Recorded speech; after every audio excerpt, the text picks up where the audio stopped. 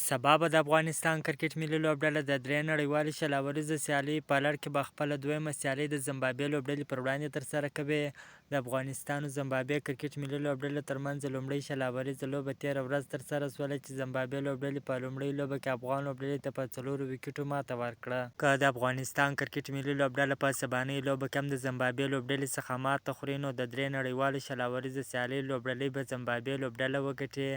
تاسو وګورئ چې زمبابوې لوبډله هم په خپل کور کې ډیره قوي او پیاوړې لوبډله لري. داسې پاکستان لوبډلې ته هم په خپل کور کې ماتې ورکړلې چې هم یې په 500 لوبه کې ماته ورکړه او هم یې په شل لوبه کې ماته ورکړه. نو د زمبابوې لوبډله به کمزورې نه نیسو. د زمبابوې لوبډله هم په خپل کور کې ډیره قوي ده. په سبانۍ لوبه کې د افغانستان کرکټ ملي لوبډله باید په 11 کسیزه نوملړ کې 3 بدلونونه راولي چې د حضرت الله زازي پر ځای باندې زبید اکبري ته چانس ورکول سي او داسې د اسحاق رحیمي پر ځای باندې درویش رسولي ته چانس ورکول سي او د فرید احمد ملک پر ځای باندې فضل حق فاروقي ته چانس ورکول سي. نو ډیره زبردست بهترینه لوبډله ده، انشاءالله چې په دویمه سیالۍ کې به ښه سیالۍ ترسره کوي. دوستانو که تاسو هم غواړئ د کرکټ په اړه باندې تازه او مهمو معلومات څخه ځان خبر کړئ، نو حتما زموږ پیج سره فالو، چینل در سره سبسکرایب کړئ. د نورو تازه معلوماتو لپاره زموږ سره اوسئ. تر بلې ویډیو پورې د الله په امان.